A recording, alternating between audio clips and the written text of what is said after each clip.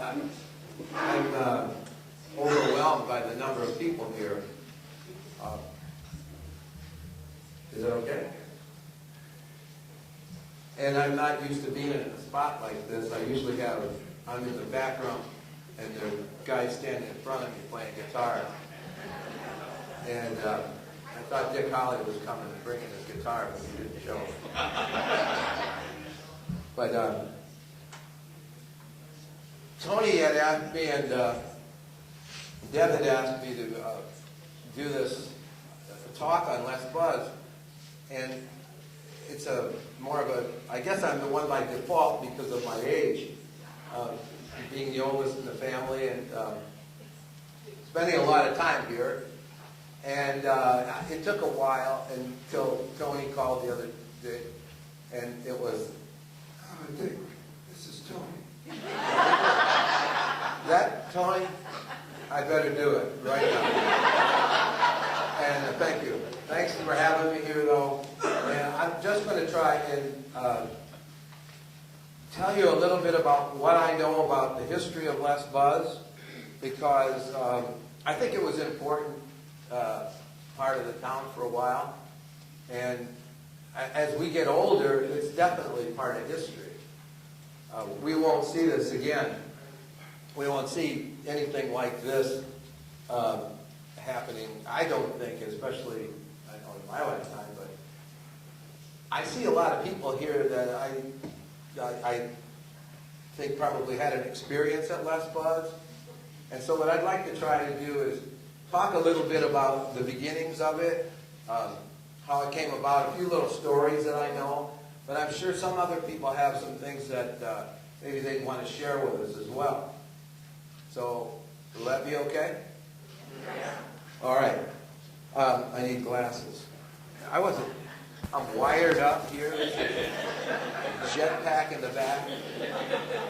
I want to give a little bit of the history.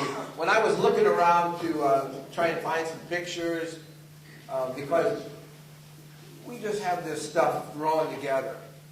And while we went through this as a family, no one thought anything of that.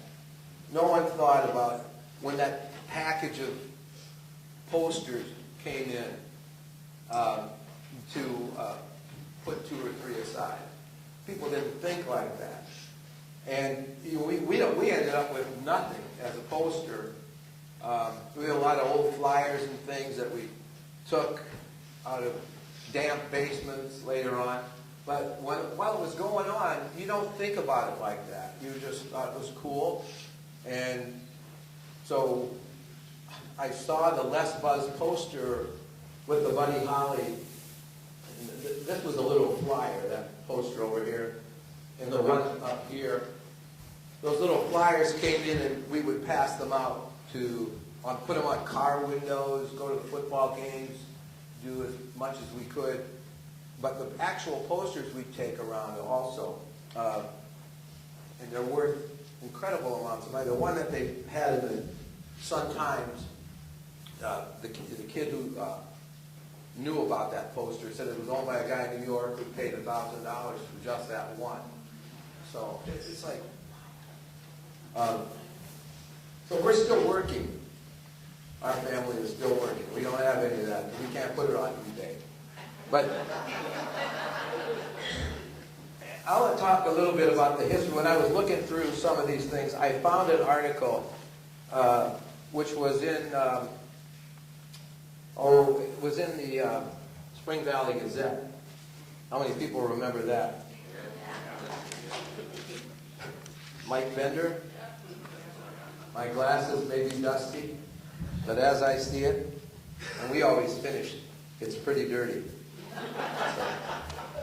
he was our neighbor for a long time. But there was an article by Roy Vignon in this Our Town column that he used to have. And I thought that, I liked his opening line here where he said, "Spring Valley, from its earliest beginnings, has always been a mecca for pleasure seekers and dancers."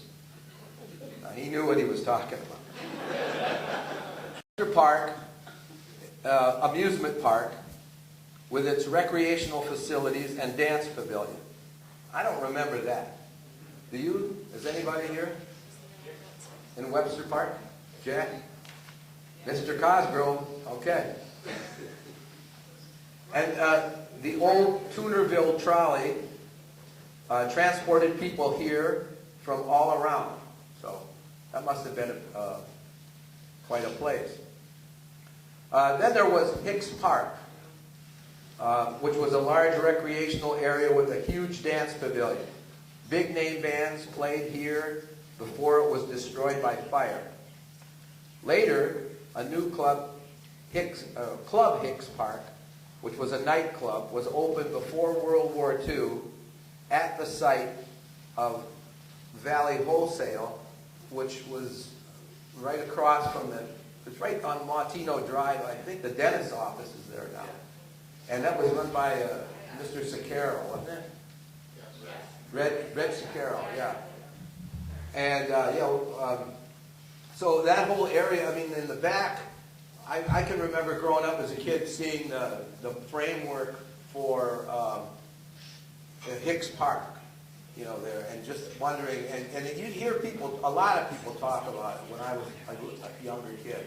And of course, they'd always talk to my dad about it because he was in the business himself. And they don't reminisce about this, and you'd hear a lot about the people who were there. So I think, you know, you get the idea that even way back, I always heard stories that the Marx Brothers came to town, that played in a vaudeville pavilion, which was where the Beehive restaurant, or close by to the building they just tore down in downtown. So I don't know that, I'm sure no one here saw that, but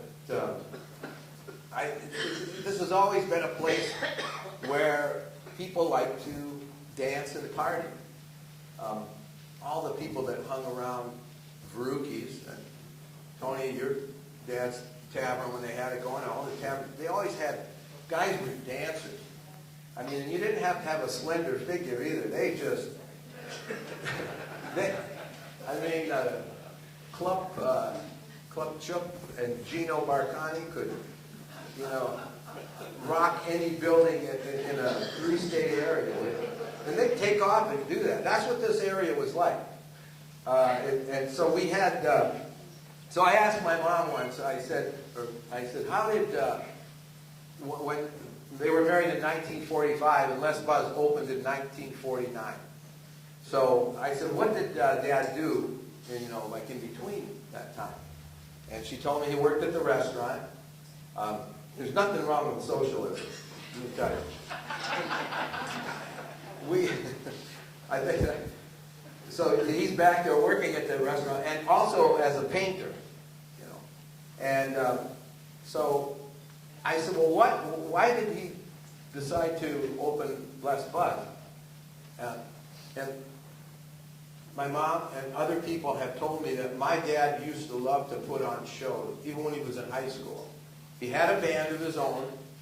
They were called the Swingsters, with Johnny Komorowski, who was related to us, and was it Putt Daly?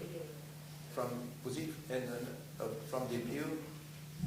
He was from Spring Valley, and my dad was the accordion player, right there, and he also liked to put on shows at the high school and at the movie theater. So he had this desire in him to do stuff like that. And so Mom told me once that there were roller skating was very popular, and so there was an open air pavilion which opened up one summer where the St. Margaret's Billing Center is now. Used to be Buy Right in the hardware store, and they had that open air pavilion, and that's where he probably got the idea to, let's do this. And so I said, well, how were you with that? You know, I didn't come to you and tell you that. That was okay. Yeah, I'm going to do that. No question. My mom was too busy raising kids. And so I said, well, where did he get the money? I mean, how would he? You couldn't walk into a bank and tell him. He goes, oh, Uncle Lester had the money. He had a real job. So we got less buzz. And I think it was, that whole idea of roller skating, and now we could do it year-round, okay?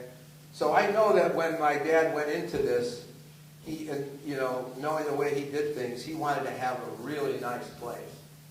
And especially when you're using someone else's money, what the heck? Right. We're going to get a great floor in there. And I know that they wanted to, I don't think he had big bands in mind at the time, but maybe he did, but he really wanted to have a nice skating rink. And so that was a lot of effort put into the floor, the atmosphere. He had this ball that was, for those of you who have ever been there, he used to have this crystal ball in the middle, and lights would shine on it, would run around, and dots flying all over the place. This was before psychedelic drugs were. But it was quite an experience trying to catch those with your skates and stuff. And he did a really traditional way of running a roller rink. We had a skate manager and an organist. And the one thing that's missing here is, Buzzy, when you get going on this, the organ room. We're going to put a little carton up here where Jean Tiemann would sit up in this place, and she'd play, the traditional music that you could skate to. People came to the skating rinks and skated together. There was that way that you would, hold the girl and then try and negotiate the curves, without hooking heels. It didn't work all the time, but it was really nice when it did. And then there was, of course, you did it backward. People skated backwards, and the songs went with it. The mood. He was trying to set the mood for this, and. I always remember down in here as well, there was this little buzzer you push that rang a bell that you'd have to get off the floor because they were going to go to a slow dance. The lights would change, and she'd break into a different song, and it was really nice. And then we'd get the all skate where you could go around and everybody just ramming. I was really good friends with Gene's son, Tommy. He happened to be my age, and he'd come out there, and we spent a lot of time skating together. We were both really good skaters, could do almost anything. And when the girls all wore short little dresses too, and Tom and I had perfected this method of really fast. And we go down like this. And we worked on that. But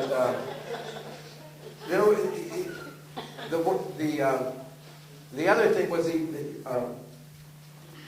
this guy who was the skate manager was very tough on people. Who did not, follow the rules. It was difficult, especially when the St. Beat people came. The St. Beat was what? Kai? Kai Mauer. Huh? Kai Mauer. Was it Kai? Yeah, Kai Mauer. That's right. Yes, he's very my cousin. Oh, really? He would. And Kai, the coolest thing, well, he was and people dressed up. Kai dressed up. He had nice slacks on, a nice shirt, because it was his job, you know. And he was a skate manager, and people were like, they were proud of their jobs. And she was Jean, the organ player. She was up there, you know, like in that little room, and nobody could see her. Well, she had a window to look out, but you couldn't see her up there. God, she was great. She was terrific and played just the right music. But well, I forgot what I was going to say. Tell you about Kai. Oh, he did keep that place going. And when all the kids from like St. Bede would come out there, boy, he would really have his hands full. The boarders used to come and on certain nights and do an awful lot of skating of it. I never saw them skate slow. We had a lot of guys from Chicago, places like, you know, they really knew what was going on. And then you'd see there'd be the other Hall there. There was a big rivalry between Hall and St. Bede at the time, and I guess it's still here. It still exists because they had a lot of people at the football game. I'm glad they're playing again, but they. So anyway, I'm trying to think about where I was going with all this. I lost myself here, but my dad had the skating rink going for a while, and I guess it was 1 year after they were up and running for 1 year, and he decided to bring in the big band. And you know, what I wanted to tell you about Kai, how cool he was. That's why, because he had these skates that they clipped on to the bottom, and then he'd just like glide off the floor like this, and he'd be walking. You know? And you know, you always had to take your skates off, and I died for a pair of those, and I couldn't get them. I was always wanting a pair of those skates, but because you're right there, and you just clip them back on, and they kind of bolted under. Anyway, the less I want to tell you a little bit about how it got its name, because I'm flying all over the place here. There was a contest. My dad had a contest before, I think it was before they opened, and to name this place. And it was, people remember Marchando's hardware stores, people, which was over here on St. Paul. And we were doing a project for my son back in 1995. And we were gathering up, well, that's where this board came from, with the help of my wife and myself, and very little from my son, whose history project. But anyway, I talked to her on the phone. She was a teacher up in, somewhere up in the suburbs, and she told me about the night. She said she got the idea from her dad, who knew that my dad's nickname was Buzz and Les, and said, Les Buzz roll away. And that's what the original name became. And she won the prize. She said she can still remember going up there on stage, and there was a huge crowd, and being announced that she was the winner, and she got a pair of those Chicago roller skates for doing it, and all kinds of other little prizes. So it still had a big impact on her, you know, back in the 90s. So it became Les Buzz Roll Away, and now it seems like it had to be now. So she won that, and still very excited today. But while I was also looking through here, I found an article that says, "Youth confesses to theft at Spring Valley Ballroom." So that was what my dad put in the Starlight Gardens, which came off to the side here. And he had a fence. It was a real nice place to sit outside, have outdoor eating and stuff. You could filter right into the, except when you jump that fence. I mean, before you robbed this place, you could have a dinner. It made it very easy for people because it wasn't very high to get over that. So I just thought it was funny. There was a Les Buzz ad for roller skating and an article right next to it about the theft. It's taken in the burglary was an estimated $125 in coins taken from a cigarette machine and a jukebox, a transistor radio, and 5 pairs of rink skates. Somebody made off with something. So. And I also thought that when my dad had the skating rink going, it was, I just kept thinking, were there a lot of people? Yeah, in the very beginning, there were a lot of people that came and did these things. But he promoted the heck out of out of Les Buzz in as many ways as you could think of for that time period. And a lot of times in the newspapers, putting out flyers and doing all kinds of things like that. And I thought about this one big ad that I found where he lists all these things going on Monday through Saturday. Tuesday was Beat the Clock night, which was that little thing where everybody, I don't know, it was a skating game. And then Name That Tune night, 2 for 1 on Thursdays, skating on Fridays, and dancing. When rock and roll came in, he would bring the jukebox out onto the floor here, right into this area. And we would have a lot of the rock and roll dances like you would see on American Bandstands and stuff like that. And then he would send out all these letters to people, because Dad had an extensive mailing list that, people who came would sign their names. He would try to get as many names as he could. And then I remember sitting, we had a mimeograph machine, which you had to put some kind of liquid on this, and you'd crank these things through it, and it would print out these names that were on a Rolodex kind of a thing. It was pretty crude, but it was state-of-the-art in the 50s. And so we would do all kinds of things like that and get it, and then put them in a stack, take them to the post office, send them out, or else he'd send me and a couple of friends, sometimes my friend Tom Langham and I, and Alex Huneberg, he'd drop us off. We'd have like bags, and we'd have to put them on everybody's car, windshield wiper. Everybody loves that. But we did. So that was the way he would try and publicize things. He'd drop us off in Peru or at the LP game, places like that. And it was getting tougher and tougher to keep skating going. So, but my dad wanted to get some of the big bands in there, because I know he really liked to put on a show, a big show. And the first band he brought in was about a year after they opened, because I think this opened in August.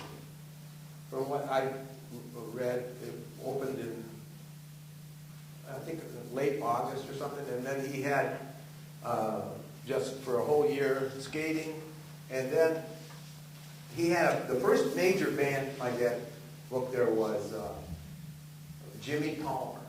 They called him Jimmy Dancing Shoes Palmer. And I remember saying that to somebody in the newspaper once, and they printed that in there about what I said. And next time I saw Johnny Cave, he was, "Hey, Dickie, come here. Jimmy Palmer wasn't the first band to play it. We were." Oh. I said, "Yeah, we played there 1 week before him." And by God, when I was looking through the old flyers, I found it, and they played on the 23rd of December, and Jimmy Palmer played on the 30th. So he was right. I didn't have no problem with that. But I want to get back to what I was trying to talk to you about. Was when we started trying to promote the dances, when my dad started doing that, he would have he'd take a car, an ordinary station wagon, and then he'd paint it all up. This is kind of a small picture to see, but It's up there. you can see that every 2 years we got a new car. But it was, you know, going to school in this thing was pretty cool. This, he had, there was a friend that, and a lot of people know, Hank Katecki. He used to be here in town. He ran a garage. Hank had a garage just kind of up by Valley Wholesale building. And Hank would do, you know, all day long would be working on my dad's car, hooking up the new ooga horn, or with the, you know, every noise you could think of would be there. And Hank even hooked up he had my dad said, God damn it, I want to get a place of music with this thing.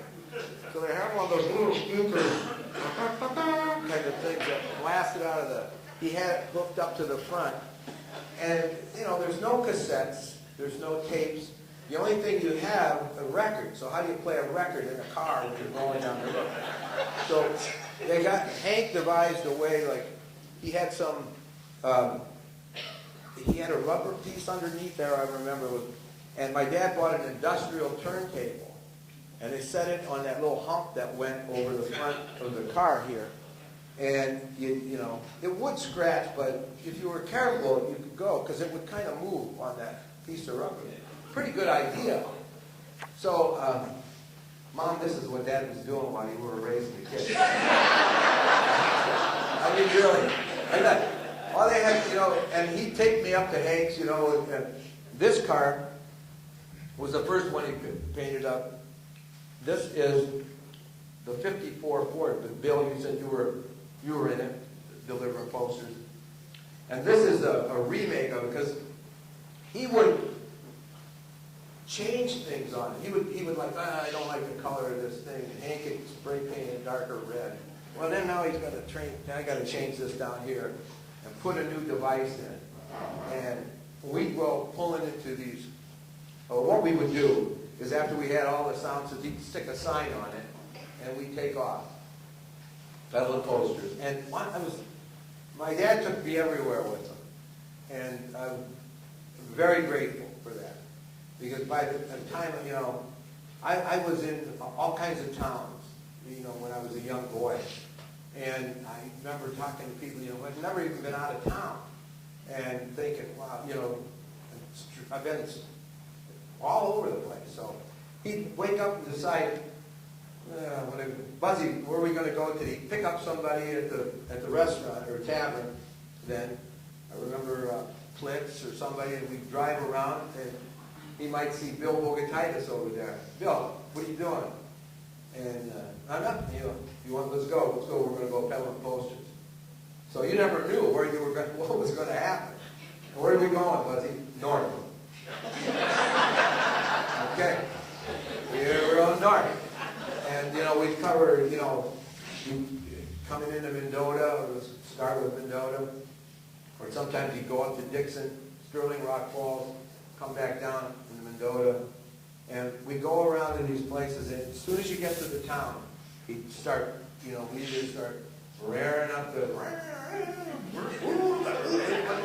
you know, and then he started playing the music of the band that was coming. And that was cool. That was kind of coming through. And he certainly got everybody's attention. And he would always, well, then sometimes you guys would have to get out and nail them onto telephone posts and stuff like that. And he would say to me, he'd say, take a poster in there. And my dad would always write out a free pass thing that said, he scribbled his name on there. Give him a, if they don't let you do it, tell them you'll give them a free pass. But don't tell them you'll give them a free pass until they and I'd go into this place and I'd go, here's a free pass, you want to put this poster in there? Yeah, all right. What do you want the pass? My dad would say, yeah, he wanted the pass. I think this went out, did it? Can you hear me now? No. Check. Where's my sound man? Did I?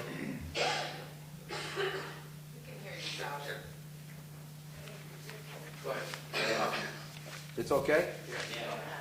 Okay. Yeah. Well, all right. So we would go to different towns doing that stuff, and you know.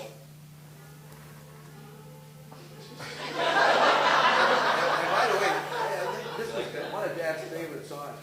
Sad Elder. Yeah. No, I don't like Good, it. all right, there you go. Huh? You think so? Maybe in the back. You all right? Back there? Okay. Okay. We would take off and go around to all these towns, and of course, some people weren't too happy with the idea of all this noise. But I think my dad was. I can't remember the state police officer that he took care of.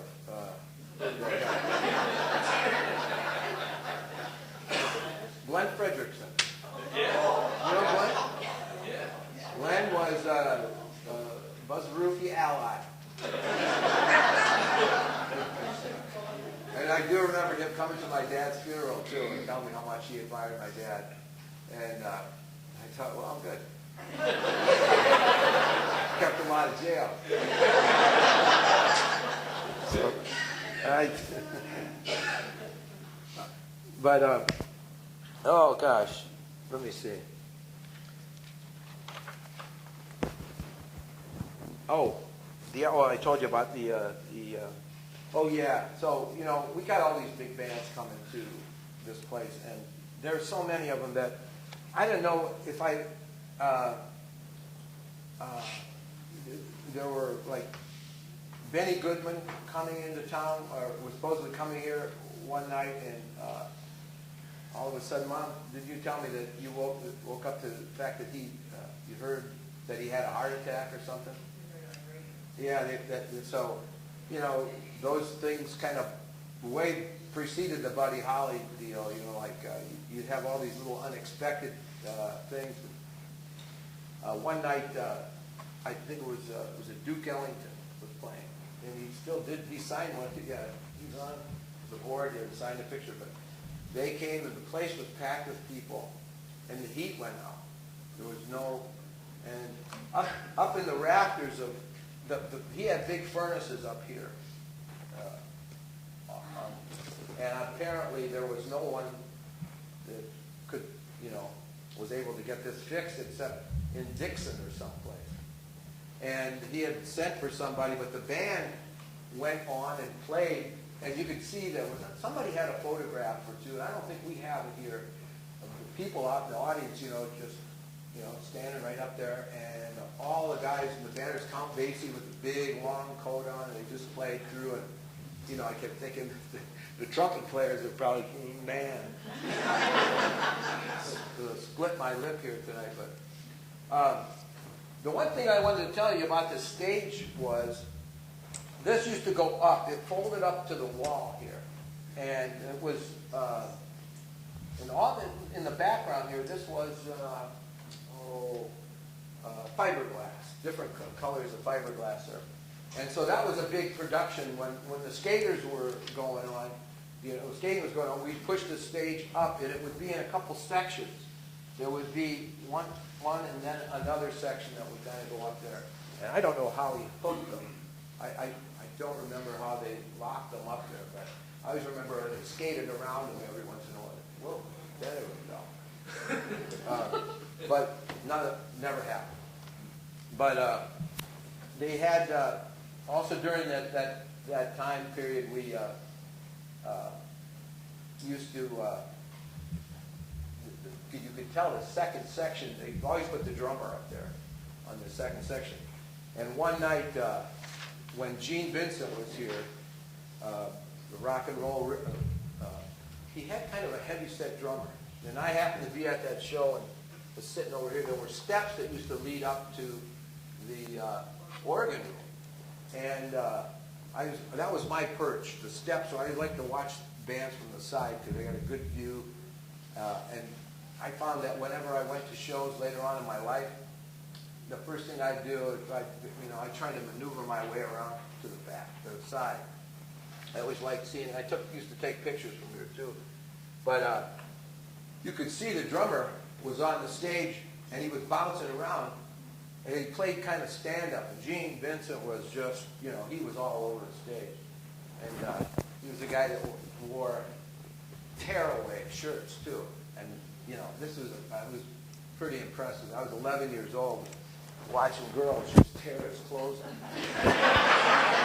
down there, and the shirts were made for this, because he had a bunch of them in the dressing room, which I saw, and I thought, oh yeah, that's cool.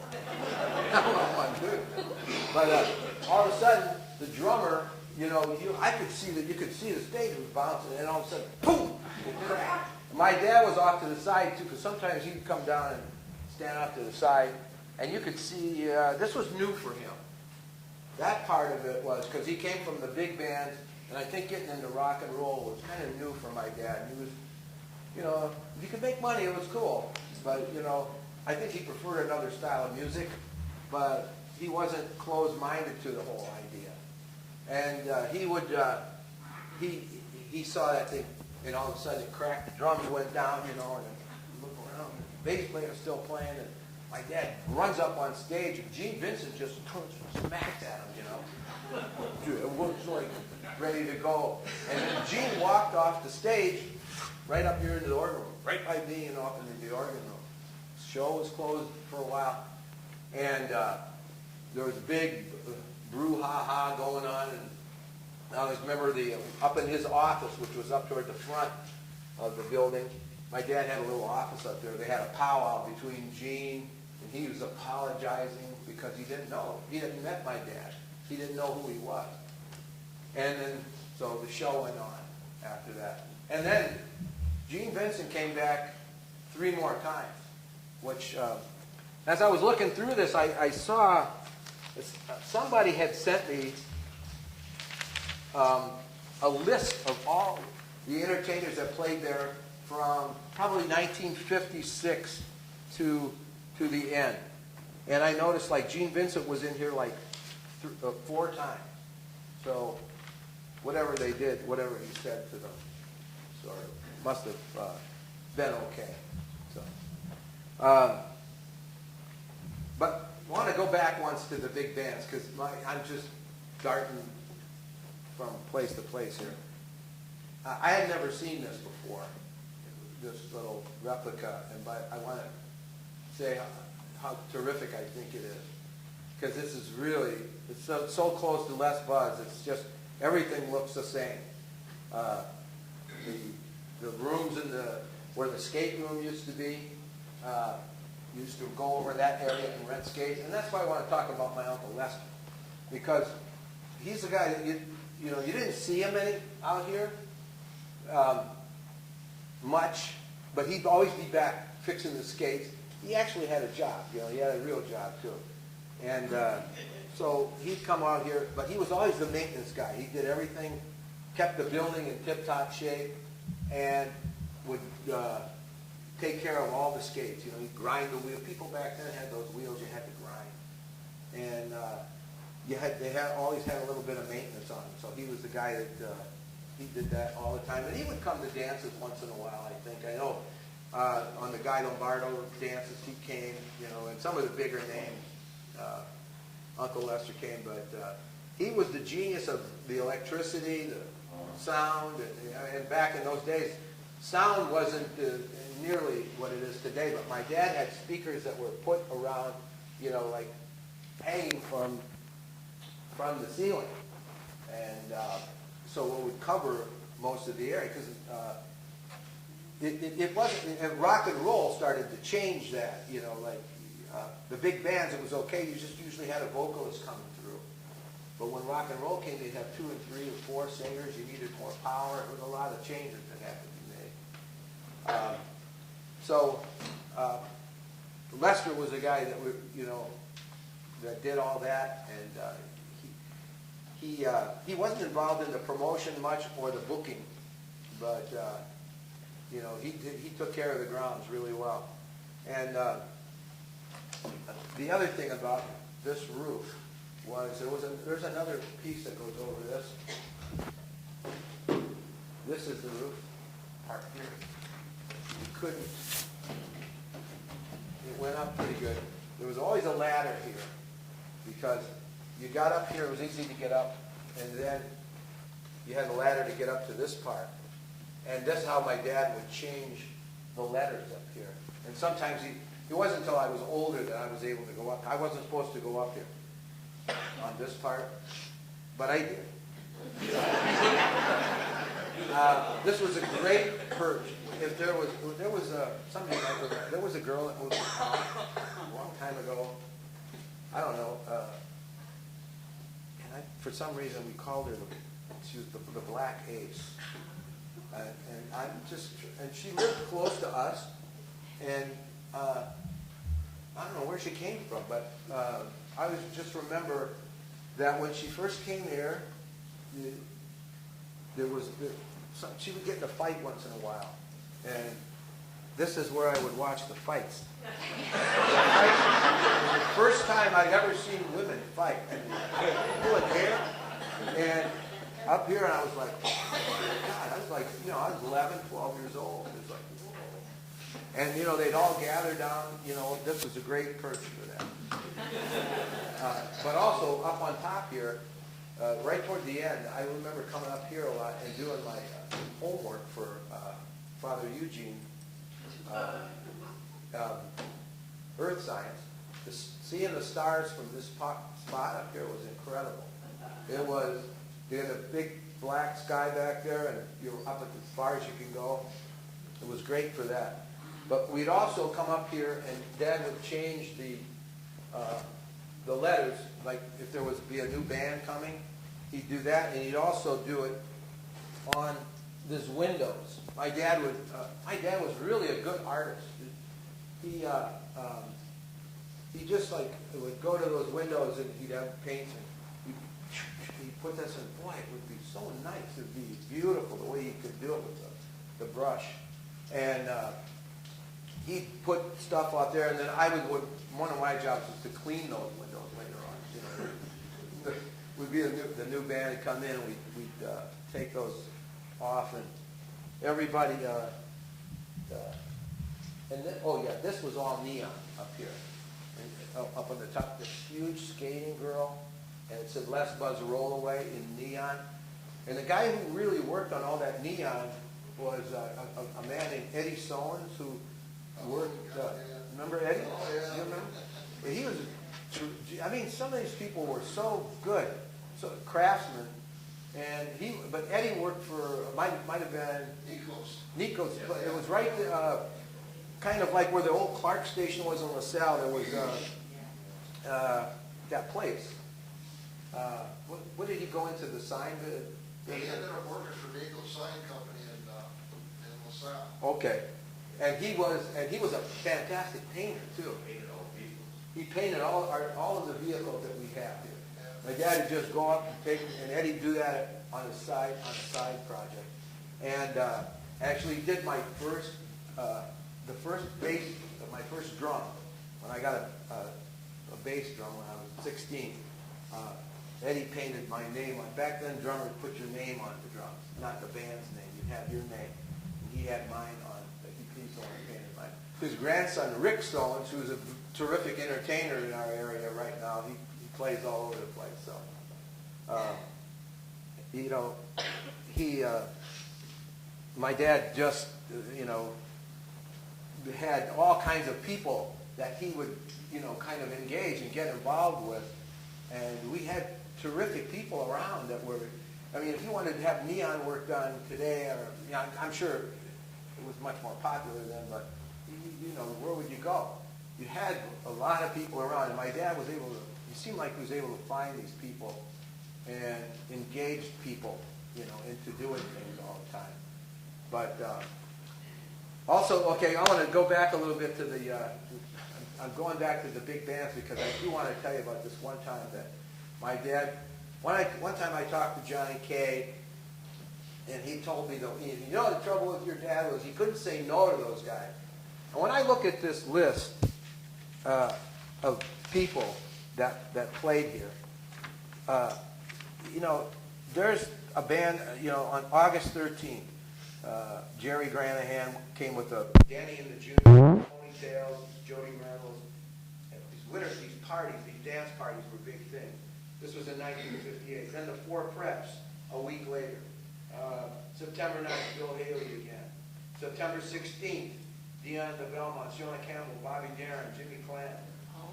You know, just down the line, you know, and they could have been on a Tuesday, they could have been on a Wednesday. My dad would just book them. Because he couldn't say no to these guys, basically.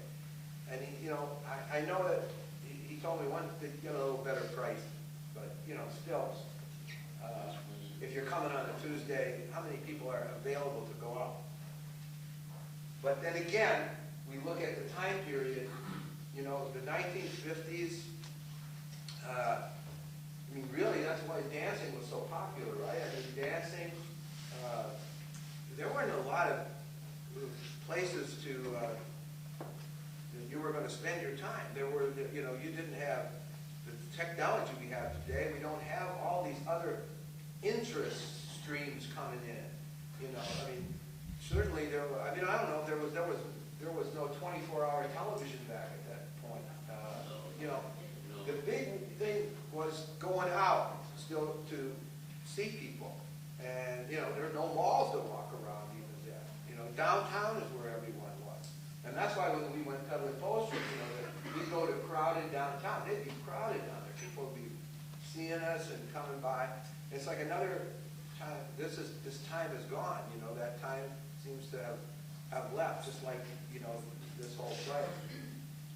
But the one time, my dad decided that, you know, he couldn't say no to anybody, but, so he had a chance to get Guy Lombardo back. He had him once, and did very well, and there was, he had a chance to get him again, so he booked it, just like that. Well, it happened to be on Ash Wednesday.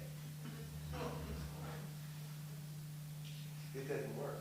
I mean, not only did it, I don't know, it was probably a lesser crowd that they had, but I remember being at ICS, and I remember during religion class, the father, who I don't remember the priest, but him talking about, there are people in this community, you know, no respect for the fact that there's no dancing on Ash Wednesday.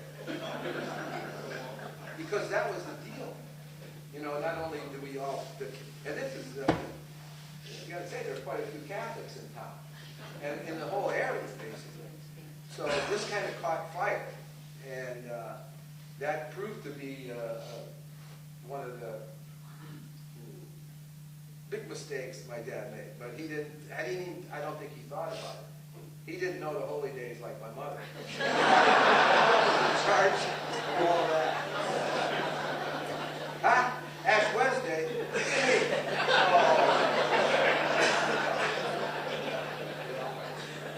And it was that attitude also to get you into trouble. That's what drove him too, and that's what drove him to say, "I could do all this." I remember you know, I don't remember this much, but I remember hearing about it. Louis Armstrong coming to town in 1952 set a big record crowd at West Bud. And 1953? was that? 1953, Louis Armstrong. I was there. I could have been 53 or 50. Yeah. 53. Was it? Okay. Yes, sir. You got it on better authority than me then. I was there, and there was, I believe it was June when he was there. Okay. I got his number all the way through. Well, he came back again in the mid-50s, but in that first time coming through, my dad couldn't find a place for him to stay in the band. No. It was tough for African Americans to travel around the country, and you know, even our town, we had some archaic laws on the books about, you know, being somewhere else by sunset. And I guess Les Buzz was an exception, you know, for a while. And I do remember once as a young boy, somebody saying to my dad, one of the city fathers, saying, "Buzzy, what are you doing bringing all those African Americans into town?" Politically incorrect word that gets in there. And, you know, I don't know that ever occurred to my dad. You know, I mean, it may have a less something, but he was just trying to book, you know, people who were really popular. I don't think he ever thought about that. Well, when Louis Armstrong came, he couldn't find a place to stay. And this is one question I never got answered by my dad, because he left so sudden. I always thought we would talk about a little more. I could get a little more in depth with about what some of the things were, what he did, how much he paid for this person, and what happened there. But what I heard was that he had arranged for them to stay at the place in the Lads called the Columbia Hotel, which ended up being the Club 87 Grand that some of you might remember. And that was like the Columbia Hotel. Well, when we did the history project in the 90s, I tried to really firm that up, and I couldn't, nobody there, Daryl Dada's dad used to run the place, and they lived up over there when I first met Daryl. And it was an entertainment place as well, but nobody could confirm the fact that they did stay there. You know, the people who owned the hotel had died.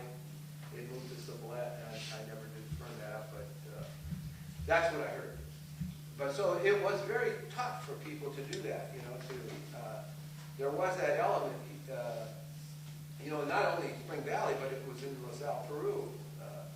I can remember some of the kids that played basketball at St. Pete came in for a tournament and couldn't get, you know, they had to put them in with people. And they didn't stay with the team, they stayed with some other residents. So it seems ludicrous right now, but, you know, this is what everybody was living under. That, and, you know, when you look at the ticket prices, I think, you know, $250, you know, to see an act. And I think that, this, it says, this was a drink menu from Les Buzz. I remember these, but I haven't seen one for a long time. When you are getting 50 cents for a highball. But 50, I mean, it was much, you know, 50 cents bought you more then than it does today, for sure. But, so anyway, my dad got in big trouble doing that, and so I think he learned his lesson, and it was getting toward the end of the big band era. And my dad decided that, you know, he was going to take a chance on rock and roll, because you could see it coming. And the booking agents were pushing through this big time. And these places like this, like the ballrooms like Les Buzz, were really the only places for that kind of music at the time. There were no clubs like you see today, you know, or the winery in Chicago, the whiskey, the Hard Rock Cafe. Nothing existed. And so for that to get started, Buddy Holly used to play in the roller rink in Texas, you know, right where he was. These became the places, and so they mostly existed in rural areas or vacation areas. So these bands would have to like get together and go from place to place, and that's why a lot of them did come to places like this, a small town. There was the Call Ballroom in Davenport. You had down in Edelstein, Illinois, you know where that is, down your way to Peoria. They had the Hub Ballroom was there. There was another, and my dad knew all the people there, and we'd always go there too, and check out what was going on in their neighborhoods, you know, places like that. There was I mean, if you went up to Sheboygan, Wisconsin had them, you know, Clear Lake, Iowa, these vacation spots, they had these ballrooms and things like that. And so that became the places for the rock and roll bands to go. And so my dad was right on schedule for all that, you know, to get these. And you could not, you know, you could not say no to these acts that were coming in. So the big difference, though, once the kids were coming in, was they didn't have the parents' blessing. Les Buzz, had a reputation of, we're hoodlums that hung around there. You haven't heard that word for a while. Thugs, they were called hoodlums, yeah. And some of them are aldermen today.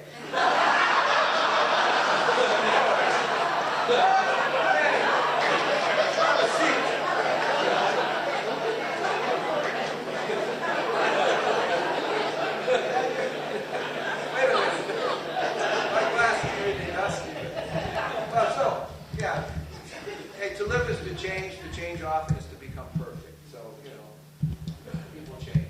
But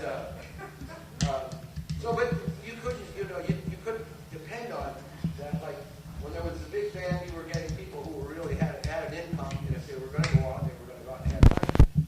When you started getting the younger people in, they needed, an income. And their parents probably had to give it to them, and sometimes they weren't going to let them go. They didn't want them to go down there, or sometimes they would. And I know, as I did some research on this, that my dad used to put these ads in the paper begging the parents to come, come on down, you can get in to watch, see what your kids are doing. And then he started running some shows that would be in the afternoon over at the Hall High School auditorium. He'd take one of the dance parties, and they'd do 2 shows. And a 2:30 show over there at Hall, and then a 7 or 8 o'clock show here at Les Buzz. So that kind of an atmosphere was going. And Dad was always trying to think of ways to, be able to get more people in here, because our family was multiplying quickly. It was, I don't know how many kids we had by the mid-50s. By that time we were... Yeah, well, we had a lot of kids. And it was tough to make that go. They weren't getting that much money at the time, but it was still very hard to make ends meet. But I'll never forget the day that the Everly Brothers came to town, and they came in. They played a job with Eddie Cochran, who, by the way, was one of the early rock and roll people with a lot of... he had a huge following in England and ended up dying in an auto accident there. But he played here with the Everly Brothers, and they came out early that day, and I happened to be there with my dad, and all of a sudden they came pulling in early because they were going to rehearse with the band. My dad's job was to get him a backup band. And he had a band that the Nightcaps played there a lot. It was a local band from around here. And he got them to come in, and they came in, and they were like, oh, a roller rink. They were like wild. And so I sent them up with a pair of skates, and I had my skates on. And so these 2 guys went nuts out there, roller skating. They just had a ball, just laughing and falling down all over the place. And then I find out that the Everly Brothers hated each other. Well, they're twins, They didn't hate each other, but, they just fought all the time. But, man, I thought, boy, that was really news to me after watching that. And I never got to stay for the show. I watched them rehearse, but I never got to stay. I don't know what Mom's policy was on that.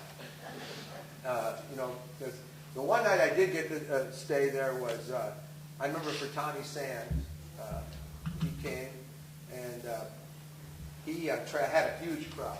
And we had Mom had just had Tom, my brother Tom. And so we thought, oh, this is cool, Tommy Sands. I mean, that's maybe why we call him Tommy. Place was packed, and the drummer, his backup band was from Oklahoma. And they were phenomenal, tremendous rock and roll band, big bass group. The drummer was one who really caught my eye. And I wasn't really playing drums at that time, but he just was really good. And didn't realize this until maybe 10, 15 years later, that drummer was Hal Blaine, who went back after this tour. He was out in Los Angeles, and he was the studio drummer on almost every song you've ever heard that came out on the radio. He played all the drum parts on all the Beach Boys songs and all the Association, and every other group. He was just a major studio drummer here. So that was a big, seeing that, and then all of a sudden realizing that too was very, very cool, I thought, for me. Oh, man. I talk so much, and I don't know that it's making sense, but I know a lot of people out here. There might be some people that have had some experiences at Les Buzz, and does anybody want to share anything that they... You guys aren't probably know Huh? you. Yeah. Mr. Lopez, you were at, the list of... I was 1953. I was there every Saturday. Every Saturday, crew cuts, 4 aces, Hilltoppers, Duke Ellington, Conor Basie, Woody Herman, Glenn Strong, Les Brown, Teddy Strado, Bill Havey, West Island, Splatters, Wow. Belly Brothers, And the Everly Brothers, you were at that show. and And Eddie Cochran. Eddie Cochran was there, he opened. Leon Ellington. Yeah. I was wondering, like, we make that statement about Glenn Strong. All this colored people came, all this big bands came, where the heck did they stay? I don't know, they moved on. I really don't know, They were all here. I never thought about it as a kid growing up, and then I don't know. I heard about Louis, but I didn't the rest of them, Yeah, that had to be very, very tough. I know some of the entertainers stayed at the Kaskaskia, and I know they also stayed at the Tourist Hotel out there. Because I know, did Dad take you out to see Frankie Avalon? He had Frankie Avalon staying out at the Tourist Motel. And Frankie Avalon got here sort of on he was one of the guys that filled in for the winter dance party. That was Frankie Avalon. My dad sent me this one time. Well, the band that I played with, Buckacre, was opening up for Dion. We were in New York at the place called the Bottom Line, and my dad sent me a package of stuff. And I wanted to see Dion. Well, at that particular show, there were so many celebrities in the crowd that they came to see Dion, and not us, but in the front row there was Andy Warhol, Lou Reed, Phil Walden from Capricorn Records. They were all there right in the very front. So I never got to see Dion, but all the Belmonts were there. Dion was a solo artist then, so I got to show this to the Belmonts, and they remembered Les Buzz like it was yesterday. Because they had come out there before, and they remembered the restaurant, going down to the restaurant to eat and stuff. So Louis Welch, his name was the Ballroom. the what? Lawrence. Oh, Lawrence Welch. Yeah. Oh, Yes, Lawrence Welch I was said there him too. with Myron Florin, and yeah. I said him too, Well, this Dion and Frankie Avalon came on this tour. Back in those days, those tours just didn't stop. And when we talked to the kid from Toronto, there's a kid from Toronto doing a movie right now on this Buddy Holly tour, or the Winter Dance Party tour. 25 shows. Who's called 25? No, the 25 shows that they were on. Oh yeah. He's going around and trying to meet with as many people as he can. He's interviewed 6 of the survivors. He's not been able to talk to the Holly family yet, but he's talked to everyone else who was on the tour, and he's putting a documentary film together. He came down to the restaurant and talked to us all, and we went out to Les Buzz, to where Les Buzz was, and you can still see I haven't been out there I haven't been out there since it burned.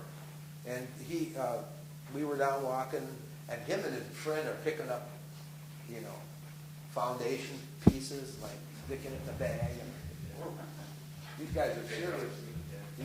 They want to know where the stage was, and you know, you can stand by that. And I was trying to remember everything. You know, oh, this is the organ room here, yeah, right underneath the corner here. So that's kind of cool. That should be coming out pretty soon. But during that winter dance party was a big, you know, disappointment for Carolyn and not Doreen, but Betty and Judy and Barb and all of us, because, you know, I mean, one thing, I had seen Buddy Holly already the first time he was here. I was in love with his music because we were really getting into rock and roll. You know, we were right at that age to where, you know, we'd watch it on TV. You'd see it. You'd see American Bandstand, and then here it is. It's right here in your backyard in Spring Valley. It wasn't like, you know, something's out in the West Coast and then it travels through and it gets to here and it gets here from the East Coast or whatever. This was all happening at once. You could see it and then you could live it. And that was, you know, that was, for us, it was really cool. Buddy Holly came the first time. Yeah. What year was that? He came in 1958. As a solo? No, he was on with a tour with some other Summer people. dance party. Huh? It was a summer dance party. Yeah, and they played, at that time Buddy Holly was going through this transition period where, you know, he was in New York, the Crickets were in Texas, and so they were kind of separate. It was Buddy Holly, the Crickets would play, Crickets were up on the stage playing first.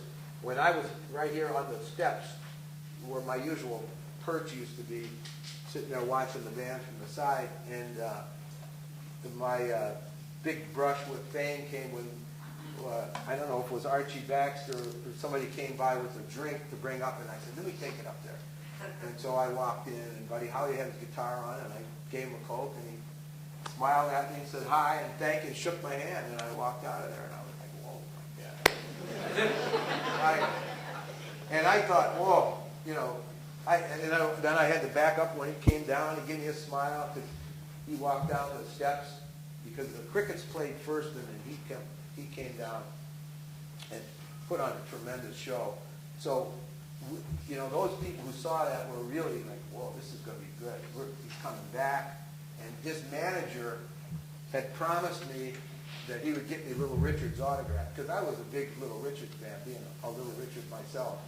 I really thought that, you know, he was cool, and he's going to bring it. So we were really looking forward to that. And then, of course, they had the, you know, the plane crash, and it was. I remember my Aunt Enos was the one. I was staying at Grandma's at that time. She's the one that woke me up and said that there was a crash last night. Buddy Holly was killed. Oh man, we were devastated, weren't we? All of us.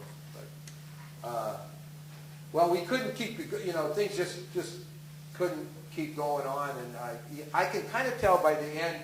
My dad was sort of like promoting shows in other towns as well. And there wasn't. Mom, you might know this better. I know you know this better than me, but I always heard that Dad was being lured away to Champaign. Somebody wanted to. These booking agents wanted Dad to be in a town where, you know, he would promote shows and in a bigger area. And you know, I don't know if that.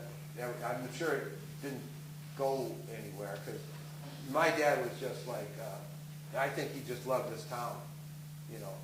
Like a lot of the guys from his era did. I mean, there were some real people who moved mountains back then, and they would, you know, they were very dynamic, balls of energy. I mean, because there was not one day that was an ordinary day in our life, in our family life. It was always something. Where are we going, Buzzy? North. We're going south. We're going to do something. Something's moving. There was just always, something was always clicking. And, you know, it was great for us, great for me, and I think great for the town, great for the area, great for a lot of people. But you just, you know, he got to that point. He tried real hard too to get a lot of things done. And then one of the other things was the midget football league. Kind of started. We had and he would do fundraisers to try to raise money to have this midget football league going on, and that all came about after Hall got beat. I think it was like 54-0 by DeKalb. When the men used to go to the football games, like when my dad would take me to Hall in the 50s, late 50s, they would sit on the opposite side. People wouldn't sit on the Hall side. There'd all be all these men up there like this. Who the hell's that out there? What the hell are they doing? God. And then they got beat. When they got beat that bad, this group of guys were just like talking, we got to do something. We got to get this football league. We got to get these kids playing. So they started this midget football league. And we had skating parties here to try to raise money and do all kinds of things like that. And then I remember the Hall would even have their banquets in here. Their sport banquet was here. One night when Bron Basevich spoke. And when our midget football league invited a team from Vineland, New Jersey, here I think there are some people that remember that. This team from Vineland, New Jersey came and they had people staying at their houses. And we had a big game on Thanksgiving Day. Our Thanksgiving Day football game, and I remember it snowed that day too.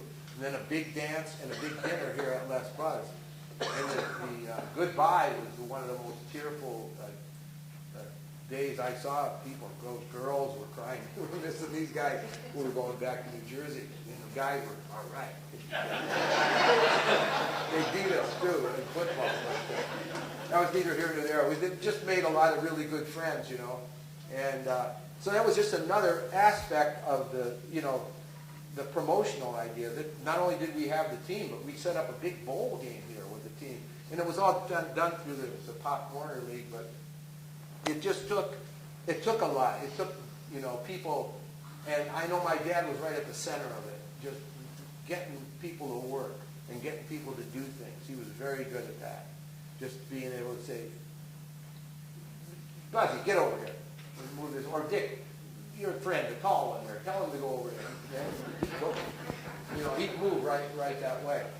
And it just, he kept on trying to make this thing go, but it wouldn't happen. And in the early 60s, it came to an end. And he had to sell, and I don't think he was very happy about it, but he sold this place to a group of people, and it was called Your Choice Discount Center. You remember that place? Your Choice Discount Center. And also before he started doing, as things were going down to get this up, you guys had a car show there too, didn't you, Buzzy? 1959. Yeah, I remember he put on a big job. Yeah, the only one we had in here. And I wondered, all the brand new cars were in there. It was pretty cool. But I was trying to do anything, I think, to keep the thing going.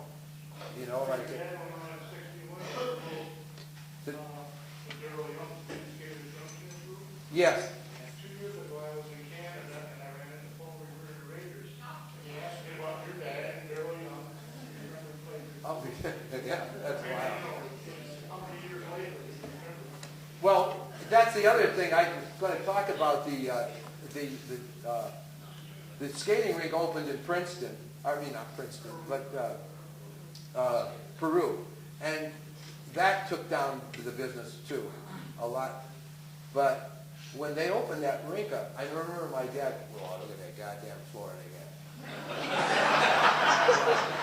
It was one of those, it wasn't a wooden floor. It was more of it, like hard linoleum or something like that. And, but it had turned into, they didn't have they were playing rock and roll music to skate by.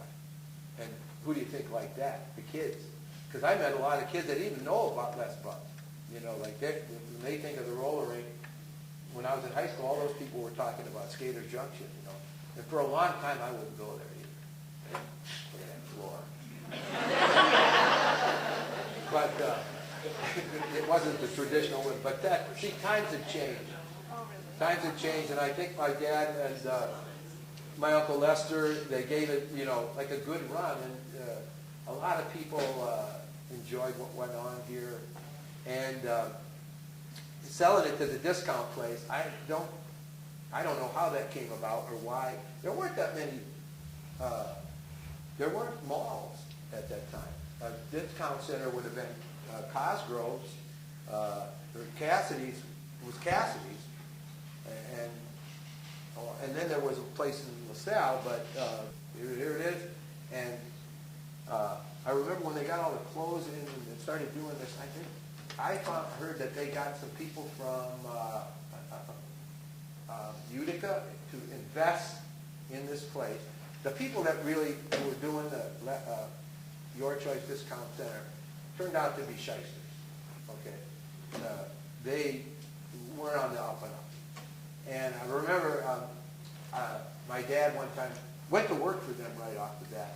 This part right here, this back of Les Buzz, what they did was they made that all offices. You could see down here, and on the floor they had just bins. They were low to the ground and stacked with shirts, pants, clothes, and different things, you know, all around the place. I was thinking, you know, you look at it now, and a lot of it was railway salvage stuff. And so I remember one of the things I used to do would be to, when my dad would come home late at night, and I'd pretend like I was sleeping in the room across from my mom and dad, and he'd look in or something, and I wouldn't be sleeping. I'd try to listen to my mom and dad talk. And the only way you could find out, my dad wouldn't say too much, like, sometimes I'd hear my name, Vicky, a little more. And then I heard him talking to my mom one night, and he mumbled something like, "Oh, I think they're goddamn crooks." And so my dad's job was to do the advertising. Well, after that, you know, after working there for, I don't know how long he worked. Do you remember, Mom? I didn't even know it.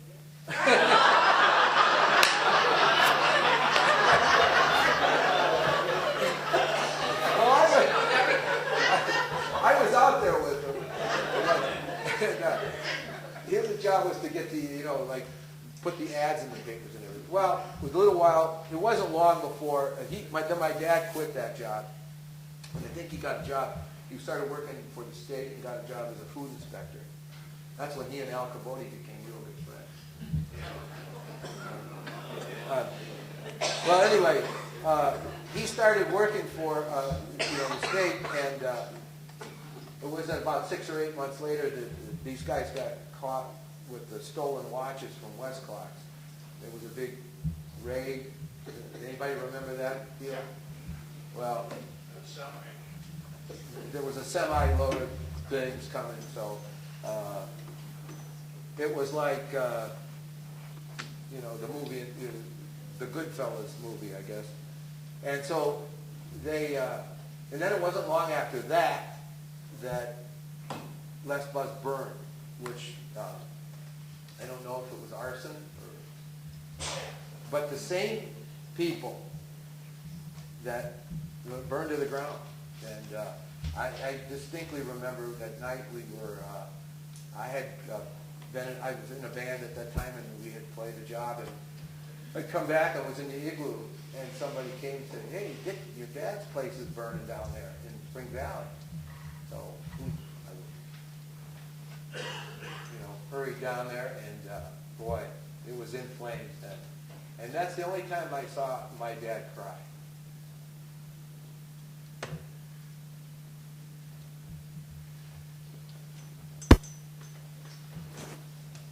But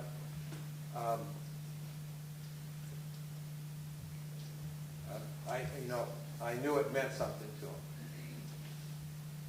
before that, but that did. But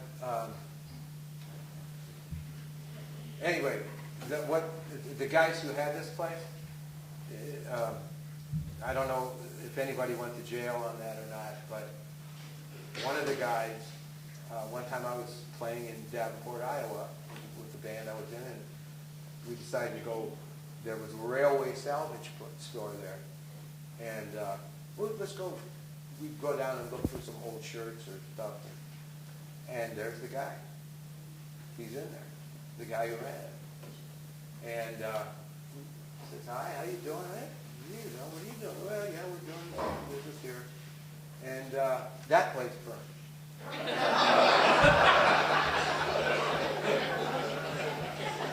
Then he had a tavern in Standard, and then that place burned. You know, I want to pull this thing to an end here. I could go on forever talking, but I'm glad people are interested in this whole idea here.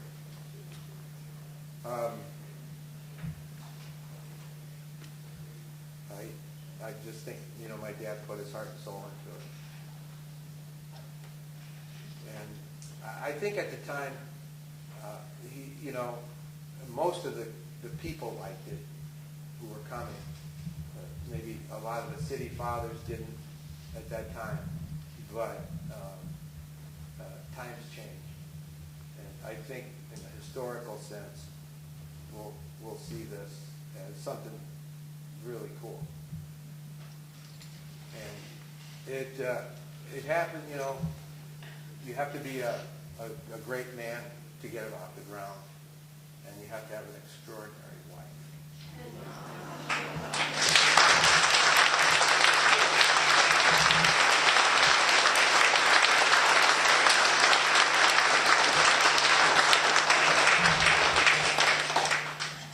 Yeah, it can't happen any other way. So I'd be glad to take any questions from anybody, or if anybody has a story they want to share. But I'm sure you're all pretty tired yet. I'm not from Springdale, and I didn't come to the late 60s. But I know that when it was getting ready for the centennial years, Yeah. we